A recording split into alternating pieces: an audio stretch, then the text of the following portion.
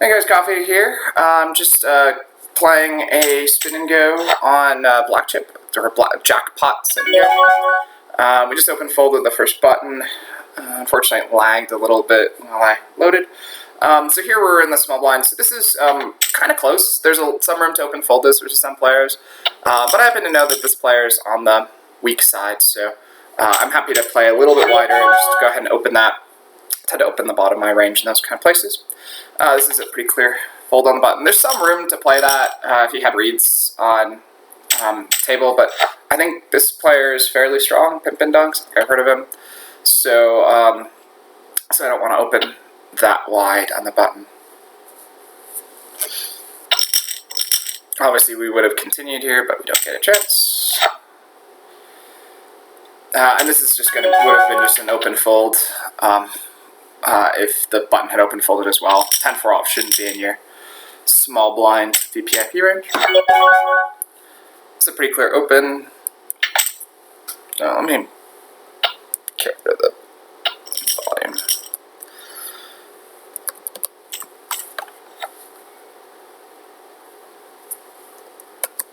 Alright. So I know some of you hate the clicking and the noises, so just got rid of that. So we can discuss more on the play.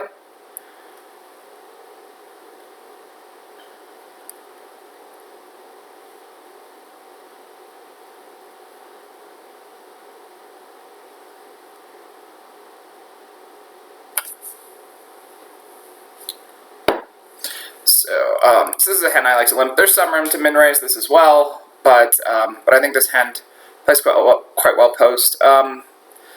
I'm considering slow playing here because in limp pots people tend to play pretty tight, but I think that there's enough value given that we have bottom two pair on this kind of texture.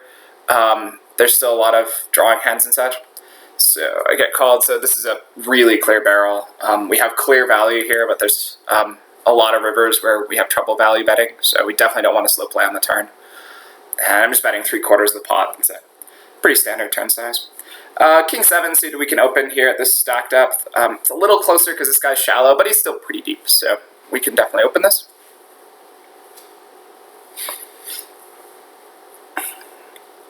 It seems this Pimpin Donks has been playing quite tight so far, so I have to take that into account. This is a pretty clear flat. Really nothing else is good. Shoving is going to be a pretty big mistake because the button opening range is going to be so strong. There's some room to continue on this texture because of the backdoor flush draw. And now I'm not going to turn probe because I think that a check back range in this kind of texture is going to contain a lot of ace-x. So I don't actually think I have that much value with my hand here. Once he checks back, I'm actually going to go ahead and block bet here. And the idea is that I don't really want to face a river bet. Because I don't think he's going to bluff or really value bet thin, but by betting small, he can still call with his pair of tens, pair of kings, or his river jack. Oh well. There's some room just to check fold there too. I think the EVs should run really, really close, but I think it's nice spots. Still get called somewhat wide. It might be a little on the thin side, though, so definitely room just to check fold there. EV should run really close in those kind of spots. This is a clear fold on the small blind.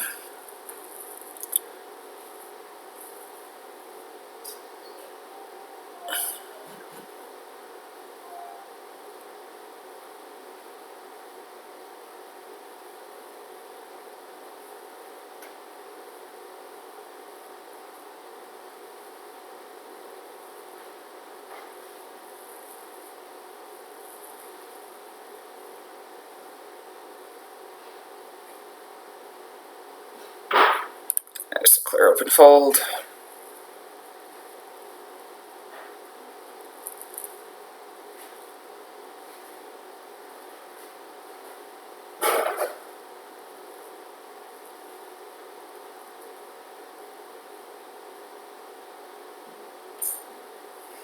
Clear fold.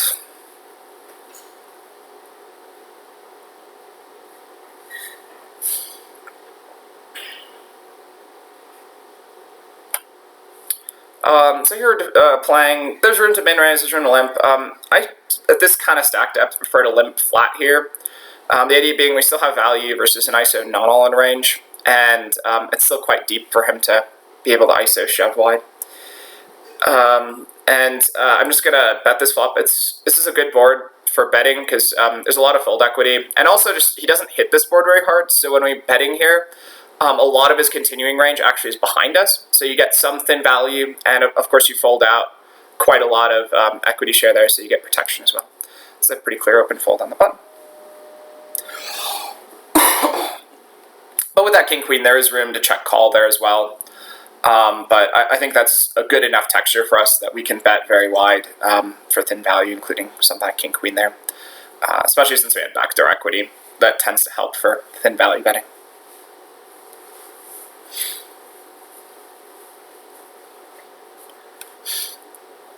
So again, my intention here is likely to flat. This is getting closer to a shove. He has been opening a little bit here, shallow, and but I think we can still flat here because still the opening range is going to be so strong from the button that it's really hard to jam there for value. And I'm pretty comfortable playing post this kind of hand. We're suited, we've got ace. A lot of players will remove ace-x from people's flatting range this stacked up because a lot of people shove a lot. So again here, there's a lot of room to lead, but I think that this is a great card for him to check on. I think it's a card that he should be bluffing a lot on, as well as just hitting and value betting. And so now it's quite close if I want to check raise or not. With his small sizing, he's sort of, I think it's really hard for him to want to like barrel rivers, so I'm just going to go ahead and check raise here. Not like super big, but yeah, something like 160 I think is fine. And we're able to shove rivers. Again, I have some reads that he's a fairly weak player, so there's room to think that he's going to be calling too wide to check raises on the turn especially. But obviously flatting there is also fine. So here again I'm limping. This kind of stacked up. We almost shouldn't be min-raising at all in the small blind. There's still some room to min-raise. A lot of people play really tight in the big blind versus min-raises, so it can still be sometimes okay. And here I'm just going to hero fold. It's a big size at this kind of stack depth. Of course, we're out of position, and again, I don't really expect him to be very capable of having like a big bluff range or something. So here we're in a pretty interesting spot. There's a lot of room to shove. But I'm going to prefer just to limp here, and the idea is that I'm not super happy getting it in versus a small blind, but I am versus the big blind, so I want to kind of limp to keep him from being able to stack me with a hand that dominates me, but keep him in the hand, but be able to stack him, essentially. And this is a really bad board texture for us, so we just go ahead and check back. We don't really expect many folds because both the small blind and big blind flatted. That's going to hit this kind of queen 10 really hard. And now again we're just going to shut down. The king's not helping really. And we're just going to shut down here and hope for the best. There's still some room that ace high is good here. A lot of people play pretty passively. They could have some like suited connectors that we still beat. So, oh well.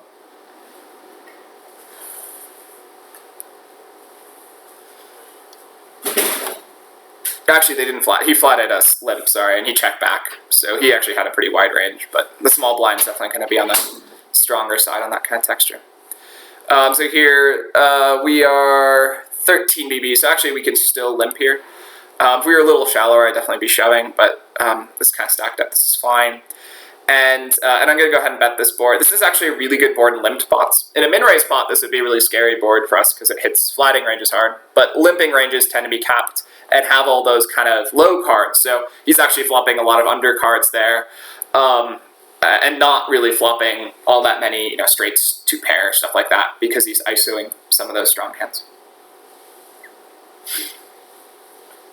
All right, so now we're heads up against the green smoothie.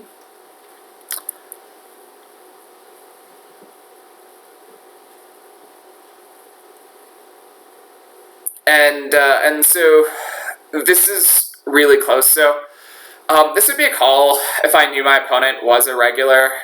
I think he is. I don't think he's recreational, so I think we do call off here. There's room to fold here versus recreational players, but regulars will be open shoving really capped ranges at these kind of stack depths. They're just not shoving their super strong value hands. And so because of that, we have a lot of equity versus shoving ranges. If you play around with a shoving range that looks kind of like a Nash push fold range, but you take out the top 10, 15, 20%, you start getting really wide calling ranges. You start getting that you should be calling quite a bit wider.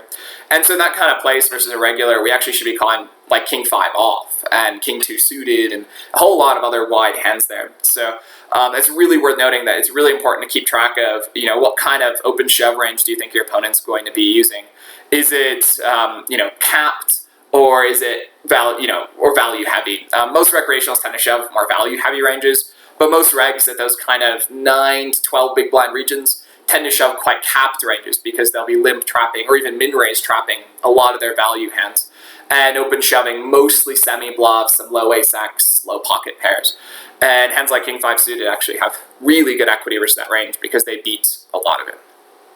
All right, well, so I hope you enjoy this little quick free video. Definitely check out the Black Friday sale that I'm offering right now. And best of luck at the tables. Hope this was fun. Cheers, guys.